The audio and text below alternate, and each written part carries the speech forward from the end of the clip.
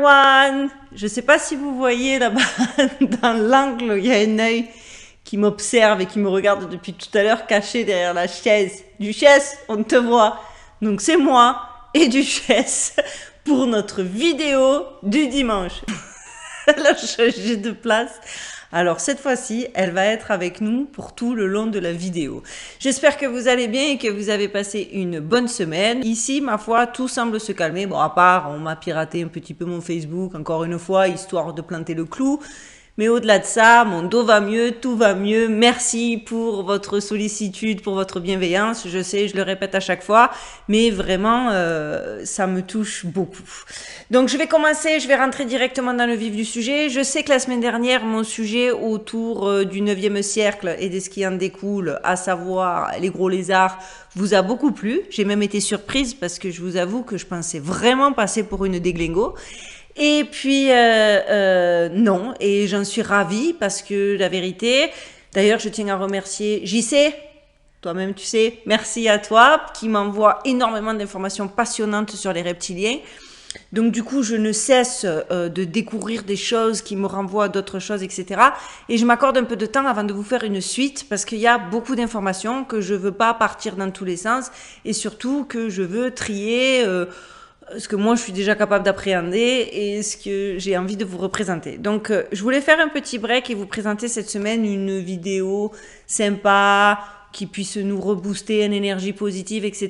Malheureusement, autant vous dire qu'au vu de l'actualité, ça a été très difficile et qu'on n'en est encore pas là.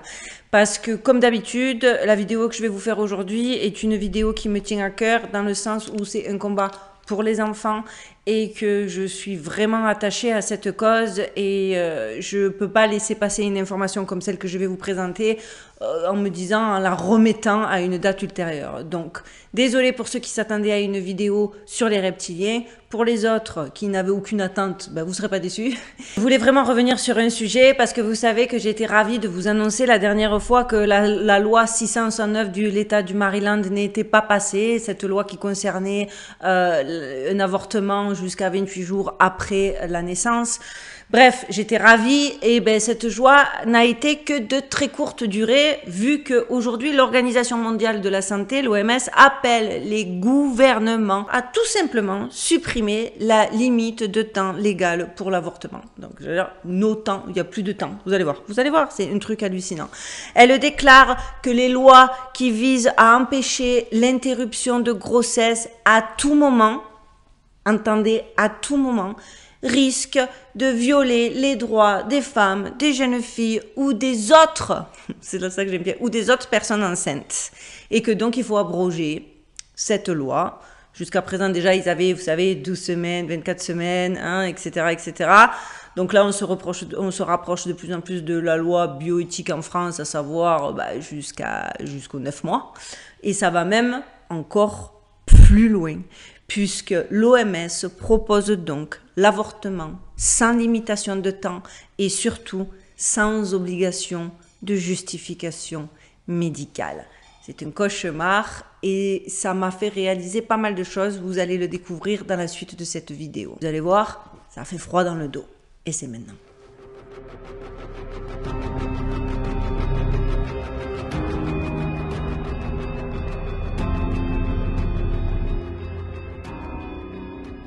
Alors c'est un document de 210 pages que l'OMS publie. Il détaille de nouvelles consignes sur la prise en charge de l'avortement.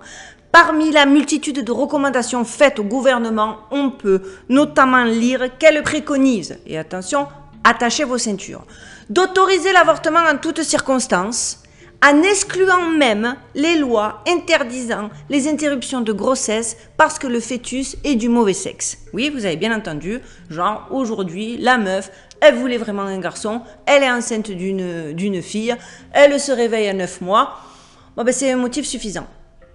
Déjà, elle le dit aussi, de cesser d'exiger que les femmes aient besoin de l'approbation d'un médecin ou d'une infirmière pour avoir une interruption de grossesse. Donc on est encore bien loin de la loi bioéthique à la française où il s'agissait quand même d'avortement de 9 mois mais dans le cadre d'un désespoir ou d'un traumatisme psychologique, je ne sais plus exactement les mots.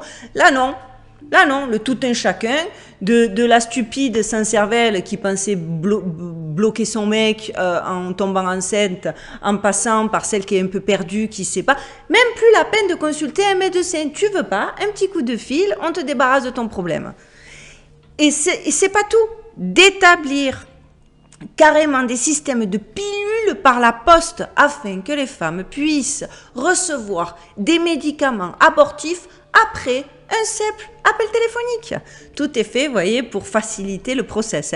De limiter, ça c'est magnifique, le droit des professionnels de santé à refuser de participer à des avortements pour des raisons de conscience. Donc toi tu es docteur, mais l'avortement va à l'encontre de tes valeurs les plus foncières et les plus fondamentales. Eh bien, tu n'auras pas le droit de refuser si cette personne a choisi d'être avortée dans ton centre. Au niveau du libre arbitre, ça va très loin. Les Nations Unies, bien sûr, qui supervisent l'OMS, se sont félicités de la suppression suggérée de ce qu'ils ont appelé des obstacles politiques inutiles à l'avortement sans risque, notamment des limites quant au moment où un avortement peut avoir lieu. Il semble clairement que les nouvelles propositions de l'OMS oublient simplement et radicalement le fœtus, puisqu'il n'existe plus aucune limitation de temps ni d'obligation de justification médicale pour pratiquer un acte qui tend de plus en plus à être banalisé.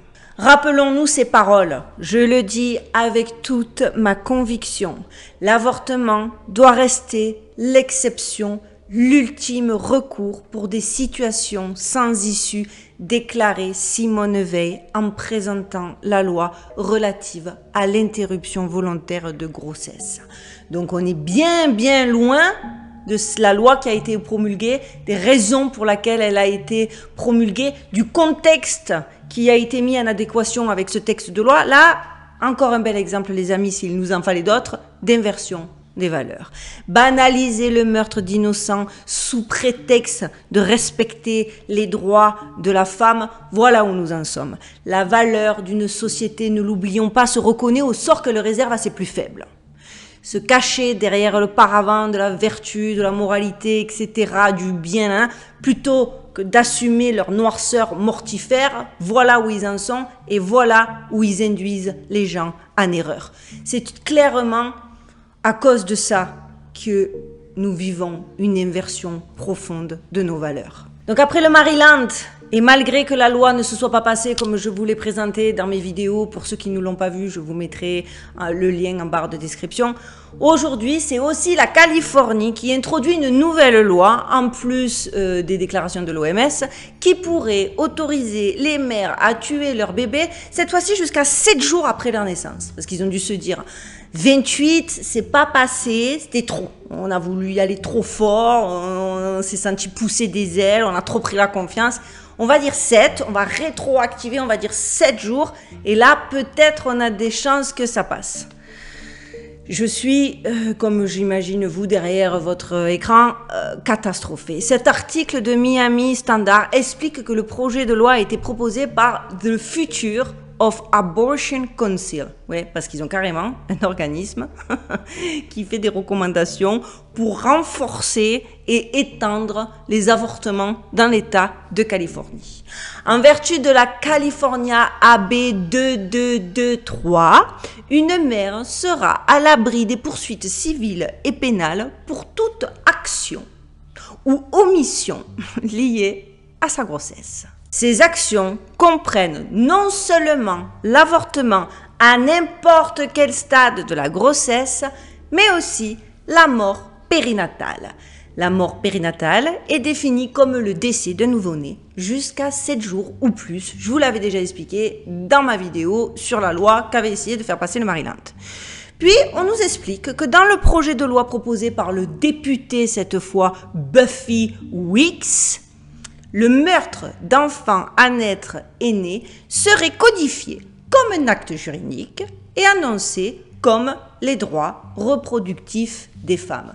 Alors vous les voyez, les féministes forcenés qui vont monter au créneau juste parce qu'elles n'ont pas bien compris, qu'elles croient qu'on les attaque sur leur droit à l'avortement, ce qui n'est absolument pas le cas, et qui vont aller manifester, comme on l'a déjà vu précédemment de nombreuses fois, mais à juste titre, parce qu'attention, il y a eu des manifestations, c'était à juste titre, hein. Mais elles vont pas comprendre, elles vont toutes se retrouver unies dans une délire de on essaie, c'est nos droits de la femme, on fait ce qu'on veut avec notre corps, et elles vont aller manifester alors que cette loi est juste abjecte. Un peu plus loin, on nous dit que le nouveau projet de loi protège quiconque, j'aime bien le quiconque, parce qu'à la limite protège la mère, ça passerait déjà difficilement, mais alors quiconque, d'accord, qui aide ou assiste une personne enceinte dans l'exercice de ses soi-disant droits. Le projet de loi donne également au maire le nouveau pouvoir de poursuivre les services de police si un agent arrête quiconque conspire pour tuer des bébés. Quiconque. Moi, c'est comme je vous l'ai déjà expliqué, je sais que je me répète, mais pour ceux qui viendraient en cours, pour les autres, je suis désolée de me répéter, pour ceux qui arriveraient en cours, je veux bien que vous compreniez. Dans la loi, dans le droit, les mots sont ce qu'on appelle des instruments juridiques. Ils se doivent de laisser pas de spectre, pas de champ. Voilà, les mots se doivent d'être extrêmement pertinents et choisis, histoire de ne pas laisser potentiellement de vide juridique ou de mauvaise appréciation de la loi. Et encore une fois, le fait que dans cette loi, il y ait du quiconque, il y a dit quelqu'un, une personne, pour moi, ça laisse la porte ouverte à trop de choses, trop de jurisprudence possible. Et surtout, je reste convaincue que c'est un moyen à eux de se protéger à l'heure où on découvre forcément des centres moi je vais appeler ça des fermes à bébés. Des fermes à bébés en Ukraine, des fermes à bébés en Thaïlande, et j'en passe et des meilleurs. Donc le gouverneur de Californie, je ne vais pas répéter de quel bord il est, mais vous l'avez en tête, Gavin Newsom, cherche à élargir l'accès à l'avortement et à faire de la Californie, et écoutez bien, c'est très important parce que c'est selon ses propres mots, un État sanctuaire pour les droits des femmes. D'abord, l'usage du mot sanctuaire pour permettre l'avortement de bébés, parce qu'on ne parle plus de fœtus, hein. À 9 mois, c'est un bébé qui est fini, qui est prêt, qui a juste à sortir. Hein. Ainsi que la dépénalisation des intervenants semble le leitmotiv diffusé largement dans les médias et dans les allées des institutions publiques. Déjà, que veut dire sanctuaire? Selon le Larousse, la définition de base est celle d'un édifice religieux ou d'un lieu saint en général. Je trouve très intéressant qu'il ait employé le mot sanctuaire. Vous me connaissez, vous savez que le diable se cache dans les détails. Et là, vous allez voir, c'est une série de détails, donc c'est une série de diableries. Alors, on nous parle d'un lieu protégé contre toute agression. Parce que tuer un enfant jusqu'à 7 jours après sa naissance, c'est pas une agression. Non, c'est le droit de la femme, mesdames. Girl power. Et ça, c'est encore une inversion des valeurs que si elle ne vous saute pas aux yeux, achetez-vous des yeux. La Californie ne fait que récurgiter simplement et purement la volonté de l'OMS, c'est-à-dire des donateurs de l'OMS, et je vous le mets dans la mille, qui est donc à la tête de ce sinistre cortège, mon grand ami, monsieur Bill Gates. À relever aussi que le thème est associé au programme de reproduction humaine. Vous comprendrez qu'à ce niveau, je le répète, les mots comptent. Nous nous orientons vers un contrôle de la reproduction sous un vernis humaniste. Et pour défendre l'abomination, on se sert de science et de statistiques.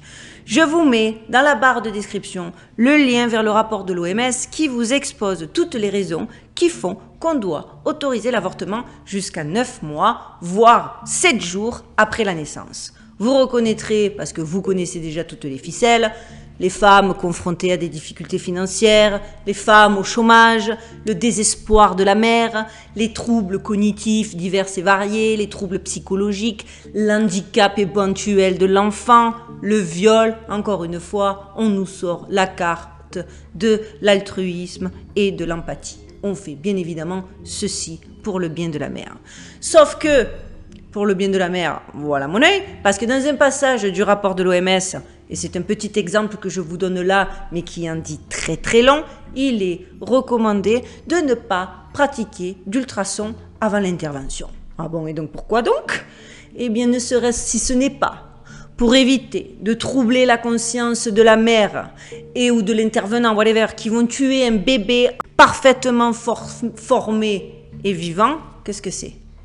Et si la mère devait être troublée, cela signifie-t-elle qu'elle n'est pas forcément décidée à passer à l'acte et qu'on ne veut pas lui laisser trop le temps de réfléchir et de pouvoir revenir en arrière? La question est posée, mais je trouve que voilà, mon petit exemple en dit très long. La Californie, véritable laboratoire de la nouvelle société eugéniste et infanticide, promeut, soutient, je vous le dis, un paquet de 13 lois, donc chacune protège et immunise toutes les personnes impliquées dans un avortement jusqu'à 7 jours après la naissance d'un enfant. Oui, je le répète, parce qu'il faut vraiment que ça s'imprègne. Le tout chapeauté, vous allez voir, par le Future of Abortion Council. Donc ouais, il y a carrément le futur, ça veut dire le futur, le conseil du futur de l'avortement.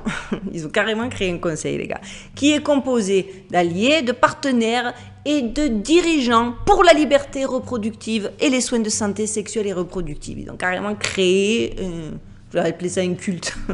Elle regroupe une série d'associations au centre de laquelle on retrouve la sinistre et incontournable Planned Parenthood, dont l'idéologie raciste de la fondatrice Margaret Sanger avait fait couler déjà beaucoup d'encre à l'époque.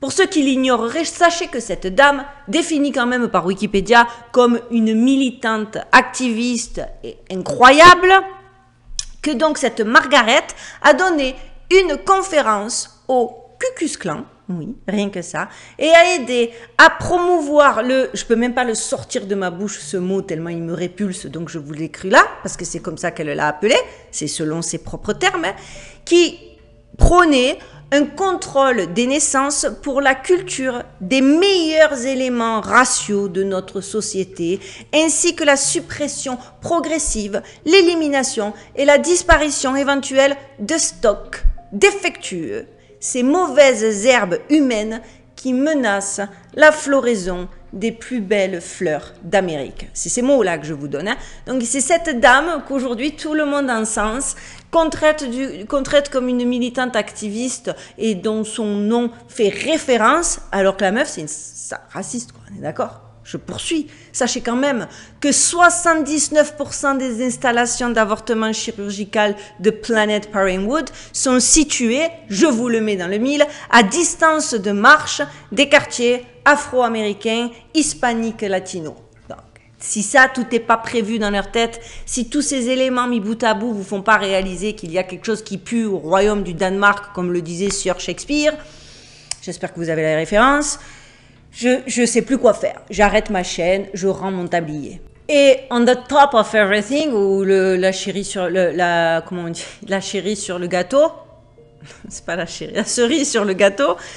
Mon cher eugéniste préféré, je sais même pas si j'ai besoin de le nommer, ce cher Kill Bill. Et même avant, hein, puisque avant lui-même, il y avait son père. Hein, son père était déjà de la partie, pour ceux qui ne le sauraient pas. En a été longtemps un pilier existentiel puisqu'il finançait le Planned Parenthood. D'ailleurs, Papa Gates a voulu toute sa vie placer ses investissements dans le secteur qui a permis à son fils de dominer le monde en mettant l'ensemble de l'humanité sous contrôle. Les Gates sont les principaux artisans de la révolution technotronique. Sachez-le, on y est et déjà Papa Gates l'avait annoncé dans les années 60, l'ère technotronique implique l'apparition progressive d'une société beaucoup plus contrôlée. Une telle société, selon ses propres paroles, serait dominée par une élite débarrassée des valeurs traditionnelles. Bientôt, il sera possible d'assurer une surveillance presque continue de chaque citoyen et de maintenir des fichiers complets à jour contenant même les informations les plus personnelles sur les citoyens. Ces fichiers seront l'objet d'une récupération instantanée par les autorités. Et le gars, comme vous le voyez aujourd'hui, a suivi son plan à la lettre de père en fils, hein, puisque voilà, papa a commencé, fils est en train de finir. Et c'est effrayant parce que, encore une fois, ceux qui ne pensent pas qu'il y a un plan, qu'il y a un agenda et que c'est en train là sous nos yeux, enfin, vous allez voir, après, vous me connaissez, je finirai par du positif. Mais quand même, voilà, il y a un vrai combat là entre le bien et le mal parce que ils accélèrent, ils veulent tenter de respecter leur agenda. En tout cas, s'il vous plaît, ne dites pas qu'il n'y a pas d'agenda, quoi, parce que le constat, il est là. Voilà, ce que nous proposent les polythéistes adorateurs de Baal comme, je ne les nomme plus, mais Klaus Schwab, Jacques Attali, Bill Gates, c'est la métaphysique moniste, la religion gnostique, la philosophie kabbalistique, machiavélienne et transhumaniste. Si l'on traduit, en gros, cela signifie permis de tuer, sacrifice humain et d'enfants par génocide, eugénisme et avortement, donc jusqu'au 7e jour, jusqu'au 28e jour bientôt, jusqu'à quand tu voudras, tu vas avoir des parents, ils vont avoir le droit de mort et de vie sur leur enfant ad vitam aeternam. Bref, soumission de l'humanité aux initiés, suppression des libertés, du libre arbitre, réification de l'être humain, absence de différence à tout niveau et même entre les genres, parce que ça aussi c'est un grand mélange cosmopolite, syncrétique et collectivisme, uniformisant dans l'âme unique du grand tout cosmique et gnostique. Il s'agit d'un concept archaïque, source de beaucoup de violence, dans l'intérêt, sachez-le, de l'élite des initiés pour que eux soient heureux, certainement pas nous. Et moi, la dernière fois, je me faisais d'ailleurs, pour le coup, pour faire un petit raccourci, parce que là, je me suis enflammée, peut-être je vous ai perdu en cours de route, mais il faut avouer que entre le fait qu'on ne soit plus que des numéros, parce que quand tu te présentes dans une administration quelconque, on te reconnaît non pas par ton nom et par ton prénom, mais par ton numéro de dossier. Le fait qu'aujourd'hui, on soit à ce point déshumanisé et que maintenant, carrément, dès le plus jeune âge, on vous dit il ne faut pas qu'on puisse identifier ou différencier le garçon de la fille. En gros, si ça, c'est pas une façon de nous rendre aussi, de nous déshumaniser et de nous rendre à la même... Oh, on est comme des robots, sans sexe, on ne sait pas si on est des filles, on ne sait plus si on est des garçons, on ne sait pas où on va, on ne sait pas qu'est-ce qu'on fait, on est un numéro, on s'identifie en tant que numéro, enfin... Si c'est de la science-fiction, je trouve ça terrifiant et que ça saute pas au visage et que les gens voient pas, ça me...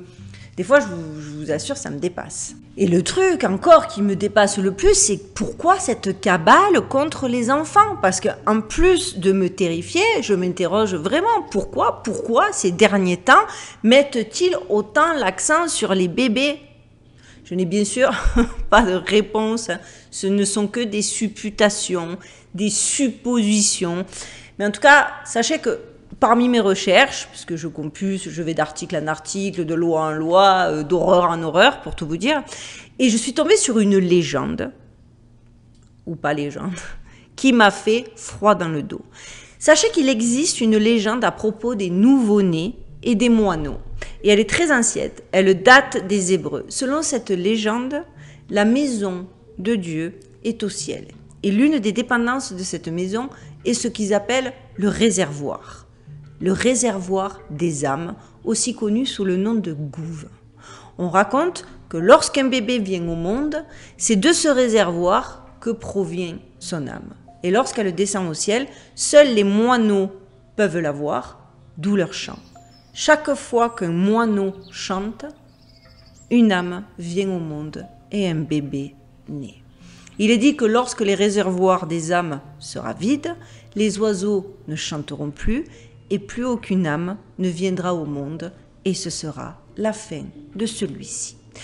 Personnellement, vous allez me dire, oui, ok, d'accord, t'enflamme pas, c'est qu'une légende. Ben moi, cette légende, elle m'a fait froid dans le dos. Parce qu'en plus que la dernière fois, je vous avais montré sur mon Instagram, d'ailleurs, pour ceux qui ne me suivraient pas sur Instagram, j'essaie d'y être active et je vous envoie des infos que je ne peux pas forcément traiter, mais qui sont quand même, j'essaie de trouver des infos qui passent un petit peu inaperçues, mais qui sont très importantes.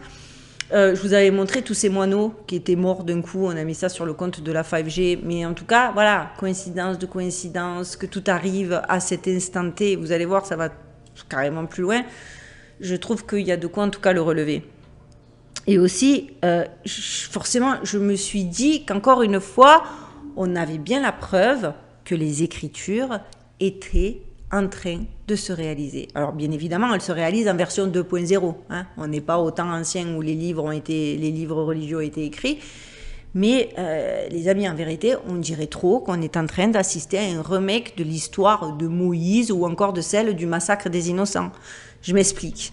L'histoire de Moïse, c'est l'histoire d'un petit enfant hébreu voué à la mort par une politique de génocide, mais qui est sauvé par la volonté de Dieu et l'amour de femme. Le massacre des innocents est un épisode aussi relaté dans l'Évangile selon Matthieu, en même temps que la fuite en Égypte. Le meurtre de tous les enfants de moins de 2 ans dans la région de Bethléem. Selon le récit évangélique, ce massacre a été commis par l'ordre d'Hérode, craignant l'avènement d'un roi des Juifs annoncé par ses propres devins ou mages dans la période même de la naissance de Jésus. Et depuis le départ, je vous le dis, à travers mes nombreuses vidéos, j'y suis revenue à de multiples reprises, l'arrivée du Messie est annoncée pour bientôt, tant les signes autour de nous sont criants. Cette cabale contre des enfants de moins de 2 ans, avouez, n'oubliez pas, une coïncidence, trop de coïncidences, crée une évidence. Moi, en tout cas, je me suis dit que c'est quand même, ça vaut le coup qu'on creuse. Et donc, j'ai creusé. Et saviez-vous qu'un siècle avant que Jean n'écrive l'Apocalypse, le poète Virgile écrivit dans ses poèmes une prophétie identique parlant de la naissance d'un enfant saint, parrainé par les esprits, saint S-A-I-N-T, parrainé par les esprits du soleil et de la lune, et dont la naissance mettrait fin à l'âge de fer, l'âge du chaos moderne, pour inaugurer le nouvel âge d'or, le royaume de Dieu. Cet enfant symbolique est le même homme de la prophétie de Virgile qui initiera la naissance de l'égrégora appelée future race, car d'elle, de sa semence, naîtra cette race, celle que les Mayas appelaient Formen et les Aztèques. Là, je vais tuer parce que je suis sûre que ça ne se prononce pas comme ça. Vous savez que je suis dyslexique. Les Aztèques, ils appelaient ça Forquiohuitl. Quiohuitl. Je vous l'ai écrit là. Les deux signifiant la même chose, en gros, aigle. Le sceau For Eagle nomme le 6e soleil, le prochain à illuminer la future humanité rachetée, car nous sommes à la fin du 5e soleil qui est fort Cabane et qui se traduit par de nombreux tremblements de terre, éruptions volcaniques, etc. Il est dit que cet enfant, que ce maître a été élevé sur terre à notre époque, que ce Messie, Maitreya, porterait dans son sein la racine de la nouvelle race pour le temps du 6e soleil ou nouvel âge d'or, parce que cet enfant mettrait fin à l'âge Current Iron, Kali Yuga, avec son pouvoir prédestiné. Et dans ce poème de Virgile, il est dit « Voici, la Vierge revient dans l'ordre des siècles. Voici, le royaume de Saturne revient et une nouvelle génération descend des hauteurs. Daignez-vous, semences, ô caste Lucina, d'aider à la naissance de cet enfant, avec qui enfin la race de fer s'arrêtera et la race d'or s'élèvera dans le monde entier. À partir de maintenant, votre frère règne. Apollo. Apollo, entendez le soleil. Alors vous avez entendu, il est explicitement dit que le royaume de Saturne revient. J'ai trouvé ça hyper bizarre parce que je vous emmène avec moi dans mes pérégrinations de mes recherches. Hein, c'est les méandres de mes recherches, parce que d'un truc je vais à un autre, j'espère que je suis claire. Mais pour moi, ça se tenait, ça avait du sens. Dites-moi en commentaire si vous trouvez comme moi que voilà, faut avouer que c'est quand même bluffant. Vous pouvez juste même écrire bluffant si vous êtes d'accord avec moi. Comme ça vous évite de... Voilà, écrivez juste bluffant. Donc le royaume de Saturne revient, je me suis dit c'est très bizarre. Et vous voulez un truc, vraiment j'ai trouvé ça bizarre et j'ai cherché. Et vous voulez un truc encore plus bizarre? Regardez ce que Elon Musk avait posté. The Cult of the Black Cube. Alors, avouez que la photo est bizarre, que le signe est bizarre. J'ai cherché pour comprendre qu'est-ce qu'il avait voulu dire par ça, qu'est-ce que ça représentait, parce que vraiment je n'en avais jamais entendu parler. Et devinez quoi? Et alors là, accrochez-vous, parce que vous allez voir comme une chose, ça s'accroche à une autre, et que je me dis que tous ces signes, quand même, c'est assez criant d'évidence. Ce symbole et ce culte, il s'agit en fait d'un culte autour d'un grimoire. Et accrochez-vous, pas n'importe quel grimoire. Le grimoire du cube noir, appelé aussi le grimoire saturnien, qui fournit un arsenal complet d'armes occultes permettant d'initier un contact avec Saturne et d'établir un culte individuel de Saturne. Saturne, une divinité dont l'attrait culturel s'étend bien au-delà des époques gréco-romaines, dont elle est communément dérivée, et qui est devenue un centre d'intérêt pour ceux qui cherchent à trouver un être dont les origines sont à bien des regards similaires à la voie luciférienne, mais sans les inclinations abrahamiques et l'esprit judéo-chrétien impliqué dans la dévotion de Lucifer lui-même. Saturne étant devenu une sorte de substitut magique contemporain du Seigneur des Ténèbres, remontant à une époque antérieure au mythos chrétien. Coïncidence? Je ne pense pas, les amis. Donc, si vous voulez que je vous parle un peu plus de ce culte de Saturne que je trouve assez effrayant tout en étant assez passionnant, ou si vous avez des informations à me donner, bien évidemment, c'est les bienvenus, dites-moi-le en commentaire. Moi, quoi qu'il en soit, je trouve que ceci, si vous m'avez compris, si vous m'avez suivi, peut-être je vais être un petit peu... Je vous avoue, cette semaine, j'ai pas eu un temps de ouf pour creuser mes trucs, donc je sais que j'ai tout est clair dans ma tête, mais des fois c'est assez difficile de retranscrire en vidéo, et surtout quand le temps file à telle vitesse que j'ai pas pu autant me préparer que ce que j'aurais voulu. C'est pour ça, si vous voulez une deuxième vidéo sur le culte de Saturne, dites-moi-le. Je trouve qu'il y a beaucoup de choses qui sont liées, qui se tiennent. Donc dites-moi si vous êtes d'accord avec moi, ça se tient quand même, les enfants, pourquoi autant les enfants, que les enfants se soient liés aux écritures, que ces écritures ressemblent étrangement à ce qui s'est déjà passé dans le passé, que Elon Musk il poste des messages hyper chelous, parce que moi je ne l'aime pas Elon Musk, que ce soit clair, mais le gars il doit quand même être au courant de pas mal de choses, puisqu'il fait quand même des déclarations, on vit dans une simulation, et Elon Musk il sait des trucs, ça on peut pas le nier. Je me dis que je fais bien de creuser en ce sens-là pour essayer d'anticiper leur action, pour essayer de dénoncer les actes, parce que il y a des bonnes nouvelles. Donc il y a quelqu'un qui va être là pour nous sauver. Il faut juste faire attention qu'ils n'arrivent pas à le tuer avant, et comme il a été fait à l'époque. Et je pense que voilà, je mets un petit peu. J'ai l'impression d'apporter ma pierre à l'édifice. Vous savez, c'est comme cette petite histoire ravissante que je raconte à mon fils où il y a un incendie. Parce qu'il faut pas juger. Souvent on me dit oui, mais d'accord, tu nous dis tout ça, mais qu'est-ce que tu fais? Qu'est-ce que tu fais toi pour ce que je fais comme justement cette petite histoire où il y a un feu de forêt énorme et tous les animaux s'enfuient excepte le tout petit colibri qui vole du ruisseau au feu, du ruisseau au feu en emportant une toute petite gouttelette dans son bec, et il y a l'éléphant qui le regarde et qui lui dit « Mais qu'est-ce que tu fais toi ?» Et le petit colibri lui répond « Ben moi je fais ma part ». Et du coup il motive l'éléphant. Si ça peut se passer comme ça, je ferai autant de vidéos qu'il faut. Voilà les amis, c'est comme ça que je fonctionne. Ma vidéo c'est terminé. J'espère qu'elle vous aura plu et qu'elle n'a pas été trop confuse.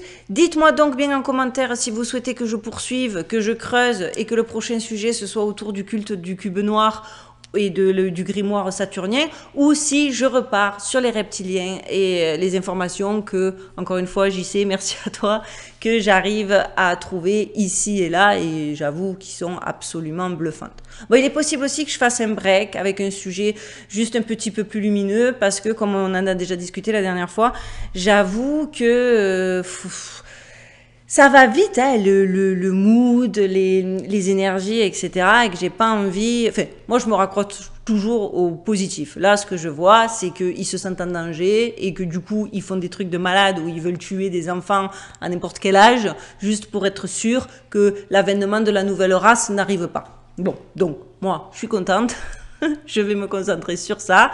même si les dommages sur le côté, est-ce que les choses qu'on entend et les choses que les gens sont capables de signer, pour lesquelles ils sont capables de se motiver, de se mobiliser, sont juste abjects et que les gens, voilà, clairement, on se doit de remettre de l'ordre dans le monde des valeurs. Et moi et ma super communauté, je suis sûre qu'on y contribue. Et petit à petit, l'oiseau fait son nid. Voilà. Les amis, je vous souhaite de passer, je le répète, une très très bonne semaine. N'oubliez pas, gardez le moral, gardez la pêche, éloignez-vous des basses vibrations, essayez de remonter vos vibrations, pensez à des choses positives, ne vous laissez pas submerger par ces espèces de ténèbres et de mauvaises énergies environnantes, parce que ça fait partie de leur plan. Je sais, c'est plus facile à dire qu'à faire, encore que si je le fais, tu peux le faire. Et nous, on se retrouve dimanche prochain. Je serai là, pour sûr, avec soit un sujet que vous aurez décidé, soit si je me sens pas, un sujet qui nous remontera le moral. En tout cas, j'essaierai de trouver. C'est pas gagné, mais voilà. Et en attendant, n'oubliez pas, les amis, n'oubliez pas, on connaît l'algorithme. Ma vidéo contre toute attente, alors que je pensais être strikée sur les reptiliens, a bien marché. Donc c'est grâce à vous, et que grâce à vous. Alors vous savez, on like à fond. Un like plus un commentaire, c'est le top. Parce que là, l'algorithme, on le snake, et il peut plus nous attraper. Donc derrière, vous partagez, j'ai vu ça, c'est un truc de fou, je suis touchée, mais j'ai pas les mots pour vous traduire à quel point ça me touche et surtout ça me motive. Bien évidemment, les petits nouveaux, vous vous abonnez. Quand vous vous abonnez ou si vous voulez ou pas, vous cliquez sur la cloche pour avoir des notifications, sachant que de toute façon, notifications ou pas, puisque YouTube continue de me boycotter, je poste tous les dimanches. Voilà les amis, je vous embrasse bien fort, je vous dis à dimanche prochain et en attendant, n'oubliez pas non plus, stay safe.